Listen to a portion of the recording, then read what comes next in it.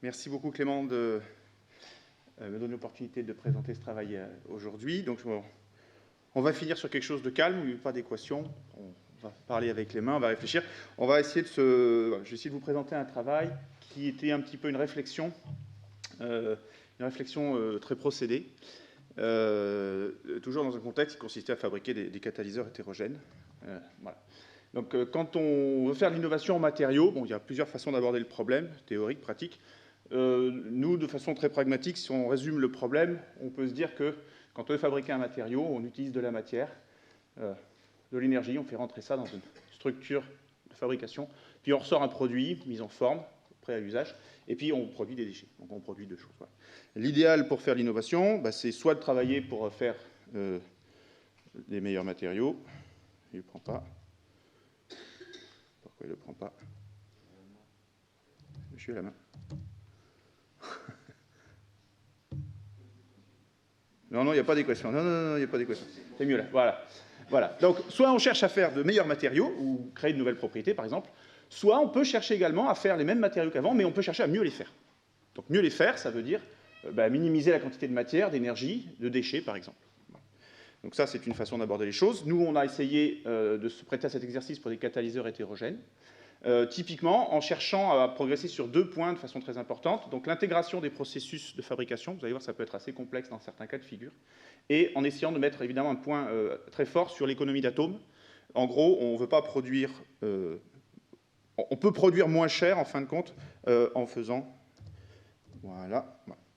des économies. Donc, dans le contexte du raffinage pétrolier, typiquement, donc là, vous avez un système de catalyseurs, et on utilise souvent des catalyseurs dans ces domaines intermédiaires, donc des hydrodésulfuration, hydrotraitement, craquage.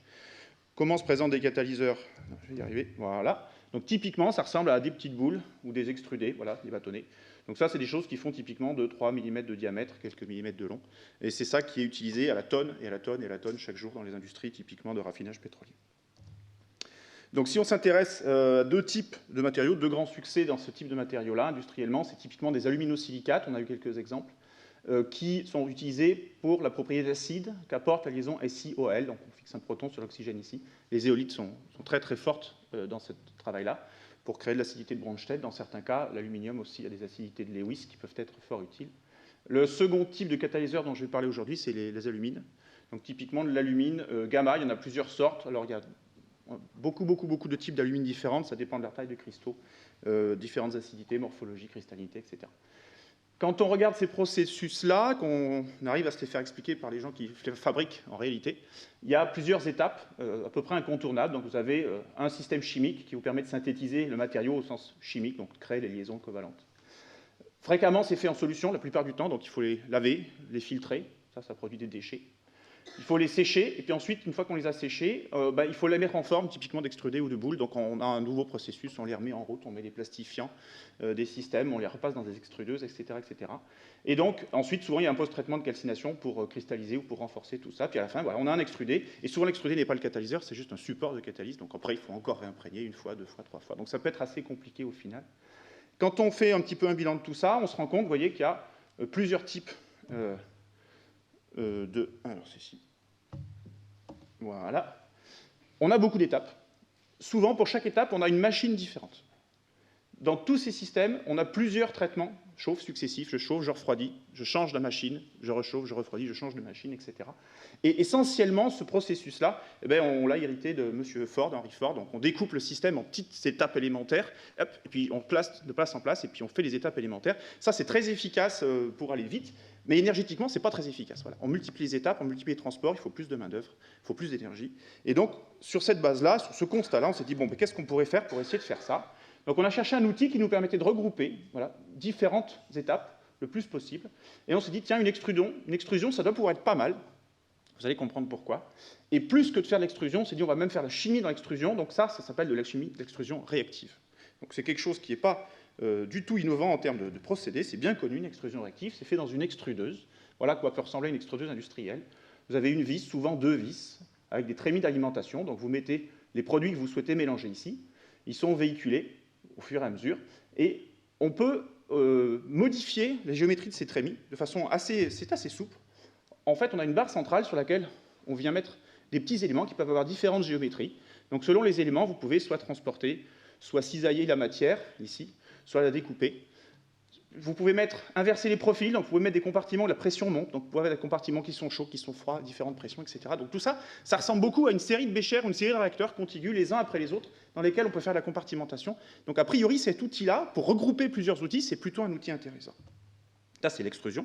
On va faire l'extrusion réactive, donc en gros, c'est la même chose dans laquelle on fait une réaction chimique. Industriellement, c'est très bien connu, très employé, notamment pour faire des modifications ou des synthèses de polymères en chimie organique.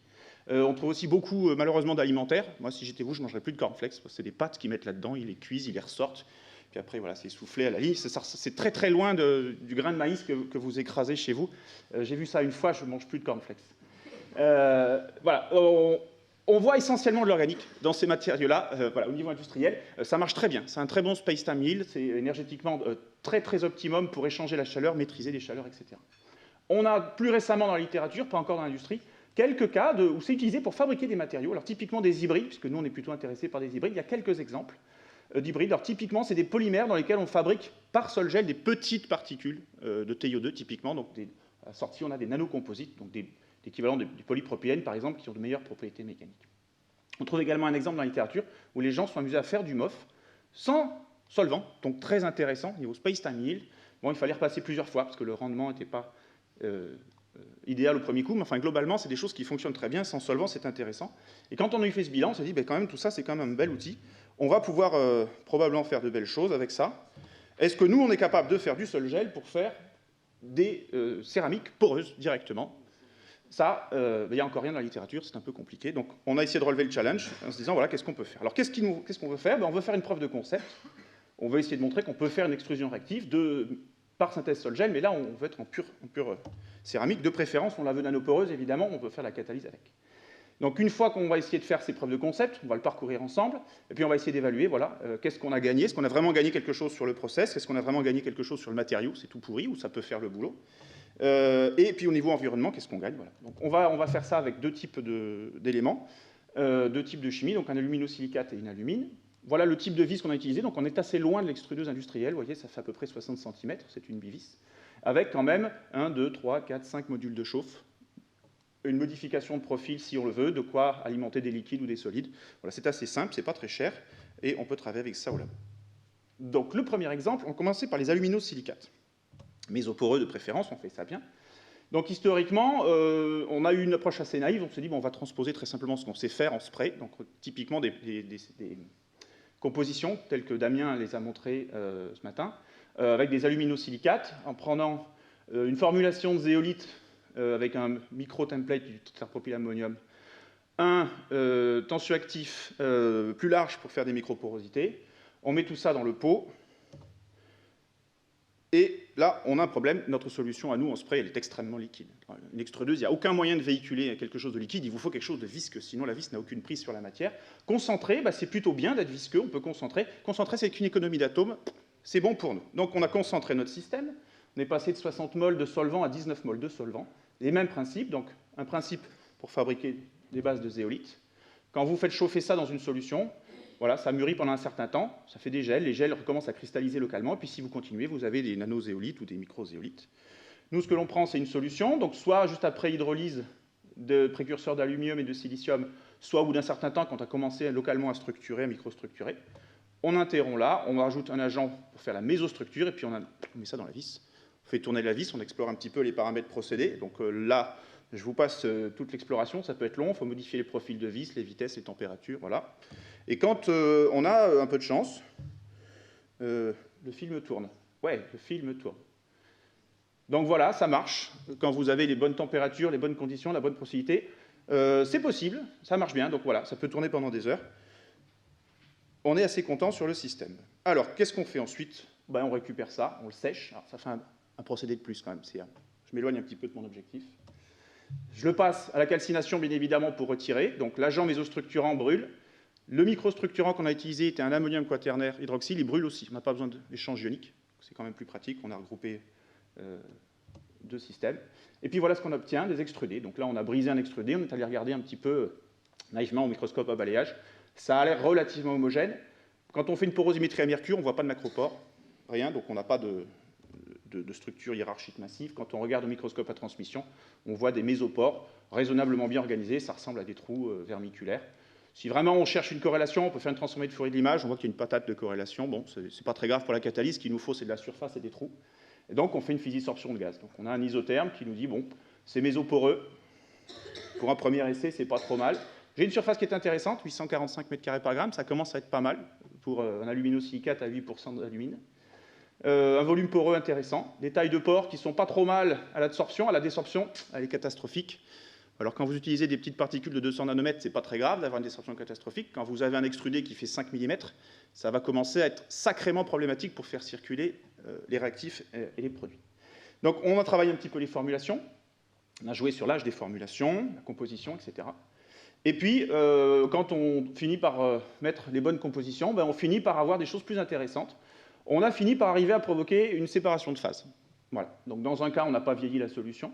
Dans l'autre cas, on n'a pas vieilli la solution, puis on a rajouté du copolymère à bloc. Et dans ces cas-là, comme Damien vous l'a dit ce matin, si on a le bon rapport TPAOH copolymère, on arrive à provoquer des séparations de phase, avec toujours un petit peu de désorption catastrophique, mais beaucoup moins. Donc, dans ce cas-là, on arrive à des systèmes qui sont bimodaux, beaucoup plus intéressants. On n'a pas perdu de surface du tout. Et on a des pores qui sont tout à fait adaptés pour des circulations avec des pores beaucoup plus gros, 20, 40, 50 nanomètres, 100, et des mésopores avec toujours des restrictions, mais nettement moins de restrictions. Donc ça ne devrait pas affecter un volume de matière trop important. A priori, une séparation de phase en une étape qu'on arrive à peu près à contrôler, mais c'est plutôt pas mal pour un système avec un seul outil. Est-ce que ça fonctionne en catalyse? Il faut quand même vérifier. Donc on a utilisé une réaction modèle, isomérisation du méthaxylène, qui est assez classique à l'IFPEN avec qui on a fait ce travail-là. Et quand on regarde ça par rapport à une référence qui n'a pratiquement aucune acidité, on voit que ça fonctionne. Et on voit surtout qu'à surface équivalente et taille de pore pratiquement équivalente, mais en présence d'une bimodalité, on a clairement une activité qui est meilleure. Si on fait les calculs à isosurface, on voit bien qu'on a une activité isosurface pour le matériau qui a une porosité hiérarchique qui est nettement supérieure à l'autre matériau. Donc, tout se passe bien, on a la preuve qu'effectivement la texture, ça compte. Une hiérarchie, ça compte en catalyse, c'est pas une surprise, mais le côté diffusionnel est souvent quelque chose qui passe un petit peu à l'as dans les publications où les gens s'arrêtent à faire des petites poudres. Quand on s'attaque à un système réel directement macroscopique, les problèmes de transport vous reviennent directement dans les dents et en général ça fait très mal. Voilà. Donc on était plutôt satisfait de ce test-là, on fait notre premier petit bilan. Bon, est-ce que j'arrive à faire du sol-gel en massif là-dedans? Ouais, je suis assez content, ça marche, pour une preuve de concept, c'est pas trop mal. J'ai des matériaux avec des textures qui peuvent être intéressantes, en tout cas qui sont capables de répondre au cahier des charges de départ pour une catalyse hétérogène. Ça fonctionne. Sur le principe, bon, j'ai des acidités de Bronsted, ça fonctionne, je peux faire de la catalyse, je peux mieux faire. On peut toujours optimiser un petit peu la chimie. D'un point de vue procédé, je suis passé de 5-6 outils à 3 outils, c'est pas si mal, enfin 3 étapes, pardon.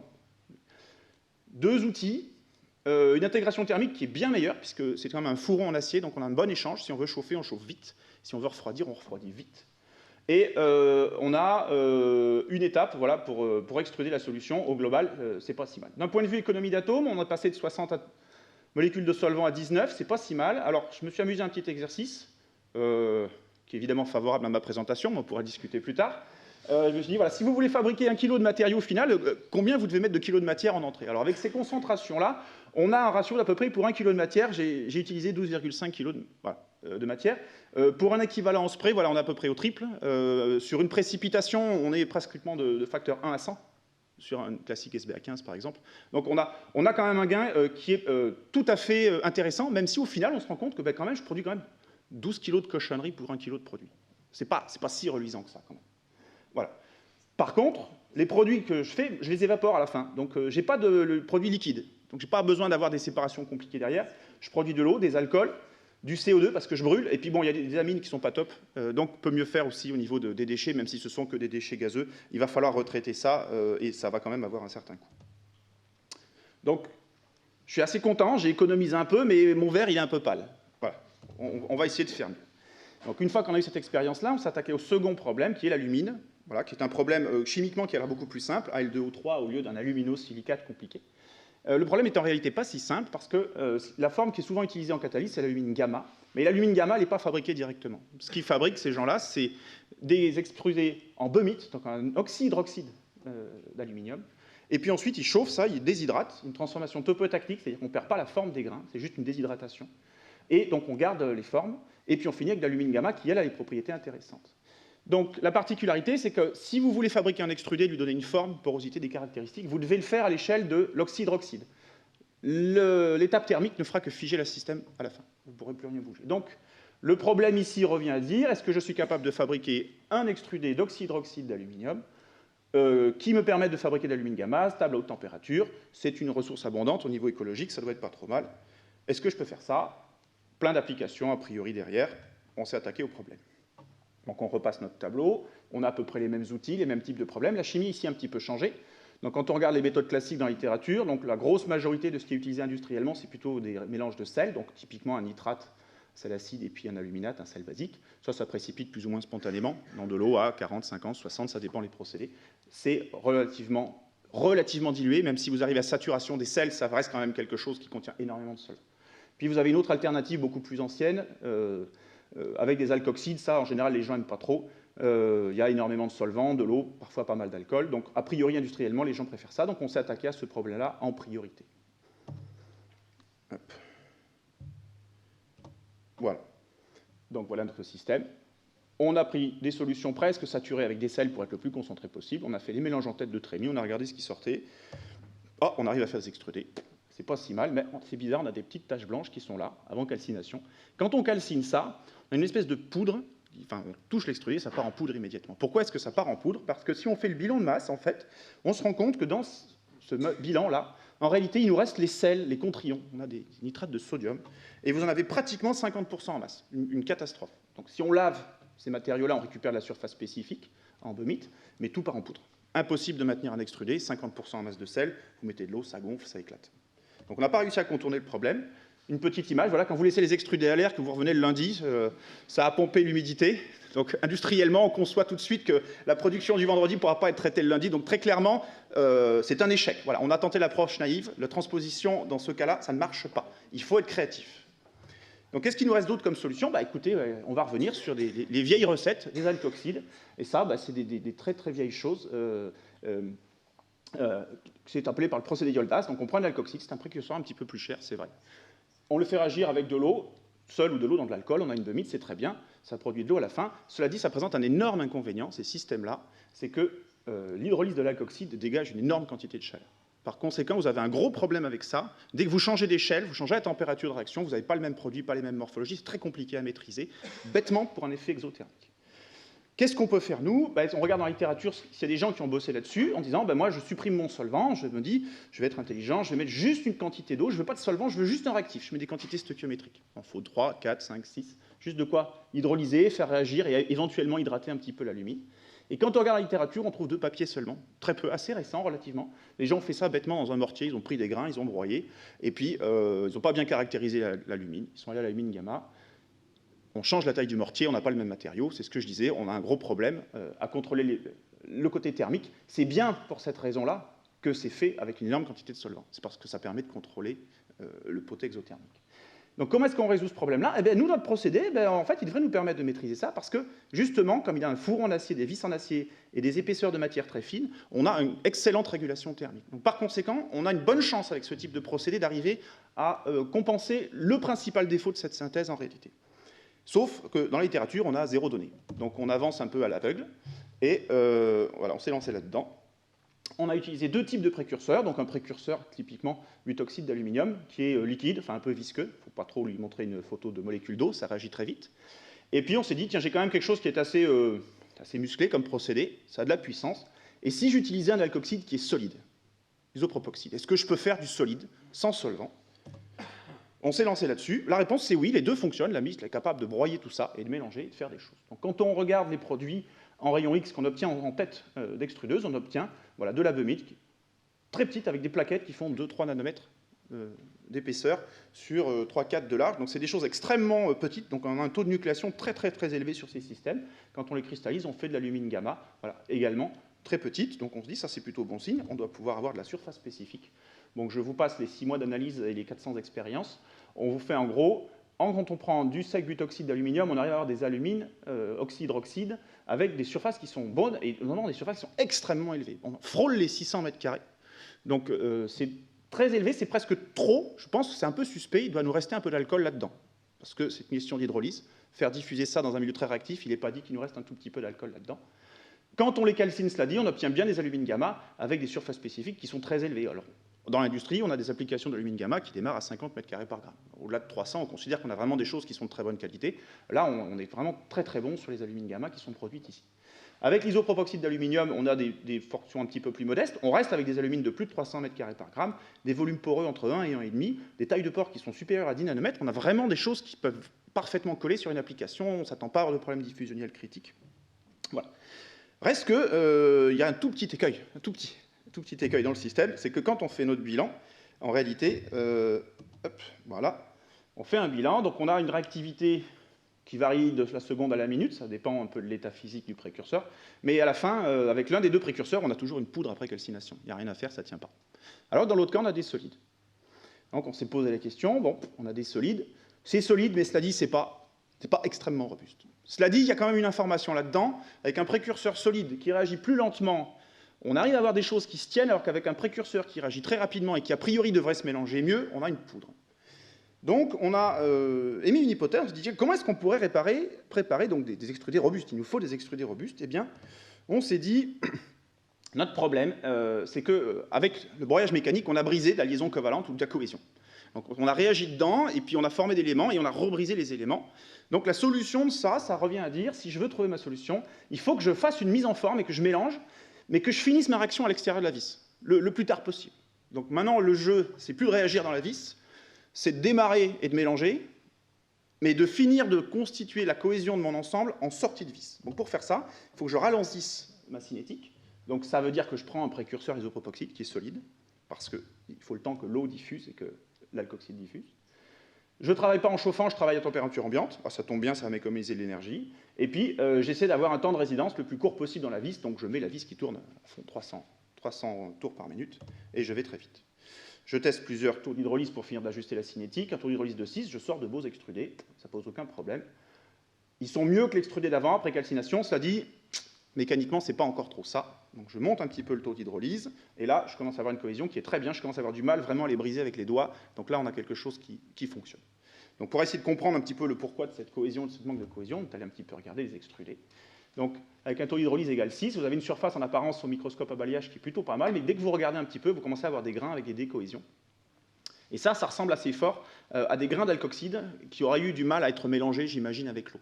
Parce qu'on a une réactivité qui est essentiellement interfaciale. Un grain, de l'eau et une diffusion dans les deux sens. Donc, si notre système n'est pas capable de bien mélanger le système, l'ensemble des réactifs, on va finir avec des éléments. Ensuite, on perd l'alcool et puis on a une contraction, un petit peu de décohésion. Donc ça, c'est probablement ce qui s'est passé. Est-ce qu'on fait ça? Quand on a un taux d'hydrolyse de 8, alors on a un peu plus d'eau, un peu plus de facilité à avoir des réactifs en surface, et on voit que quand on zoome, on n'a plus du tout ces éléments-là. Donc, on a l'air de pouvoir corréler l'effet en disant, bon, si je veux quelque chose qui se tienne, il faut que je mette un petit peu plus d'eau. En gros, il faut que j'ajuste ma réactivité. Donc j'ai plusieurs paramètres. Alors, si on veut pousser un petit peu plus loin la caractérisation au microscope à transmission, on voit que l'extrudé en bombite est bien formé de toutes petites plaquettes. Donc ça, ce sont plutôt des agrégats de plaquettes en diffraction de rayons X. On voit plutôt des éléments qui font 3-4 nanomètres. Donc ce sont des agrégats. Et localement, on peut trouver par endroits des résidus de grains, effectivement, où la réactivité n'a pas été tout à fait complétée, où on voit encore de la bomite, mais moins d'éléments. Donc on a vraiment un système de réactivité où l'objectif est de mélanger un petit peu et créer de l'interface, C'est ça le but du jeu, mais il faut maîtriser la vitesse à laquelle on crée cette interface. Voilà, on finit de caractériser ces choses-là. On voit que l'échantillon qui ne tient pas a une surface qui n'est pas terrible après calcination. L'échantillon qui tient, lui, a une surface qui frôle les 400 m² par gramme, des bonnes distributions de taille de pores. Donc on a des matériaux qui sont réellement, a priori, intéressants voilà, pour la catalyse. Donc, je vais conclure là-dessus. Est-ce qu'on a pu réussir à faire ce qu'on voulait? J'ai envie de dire oui, globalement, ça marche assez bien. On a deux exemples avec des chimies qui sont très différentes. Un premier aluminosilicate où on a un peu plus évaporé que réagi à l'intérieur de la vis. On s'en est servi comme un outil d'évaporation principalement, mais ça nous a permis de concentrer très fortement. On a eu un bilan intéressant. Dans les deux cas, on a des textures intéressantes, aluminosilicate ou alumine. Dans le cas de l'alumine, on a fini avec un procédé final qui est vraiment une intensification drastique du procédé. On a remplacé 5 outils par un outil. On a une étape de synthèse, parce que là, on met vraiment les réactifs en tête et on a le produit à la fin. On a une intégration thermique complète, il n'y a aucune étape de séchage intermédiaire nécessaire, etc., etc. Et on a un procédé qui est continu, qui marche très très bien. Donc là-dessus, on va dire on a un franc succès sur le système. D'un point de vue économie d'atomes, si je voulais vendre ça dans un bon journal, je dirais, regardez, j'ai une réaction sans solvant, c'est super. En pratique, ce n'est pas tout à fait vrai, j'en ai quand même mis un tout petit peu, et puis surtout, à l'hydrolyse, je produis un peu d'alcool. Donc, ce n'est pas tout à fait sans solvant, mais je vais dire, j'en ai mis le strict minimum.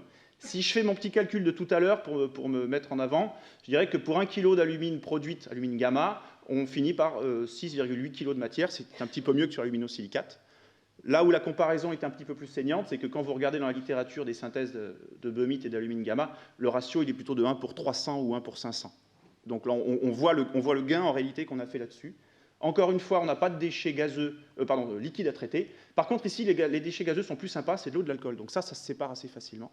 Donc on a un procédé qui gagne vraiment, vraiment. Donc ce coup-ci, j'ai mis 4 cochons et pas un, puis avec un beau verre, parce que voilà, on était relativement contents sur ce système-là. Voilà. Donc je vous remercie beaucoup de m'avoir écouté. Donc ce travail a été fait par un seul thésard, Pierre-Igor Dacier, qui a trouvé du boulot au 1er mars, donc je suis content, en collaboration avec l'Institut français du pétrole et énergie nouvelle. Et puis, bien évidemment, avec mes collègues, Corinne Chanéac et Clément Sanchez, parce que là-dessus, on s'est un petit peu gratté la tête. Quand on a plein de littérature, on râle parce qu'il faut faire littérature. Quand on n'a pas de littérature, on râle parce qu'on n'a pas de point de repère. Donc, voilà. Parfois, il faut faire un peu du chemical dose analysis. Et en gros, avec quelques repères et du bon sens, on arrive à s'en sortir, au moins dans un premier temps. Donc, je vous remercie beaucoup de m'avoir écouté. Si vous avez des questions, n'hésitez pas.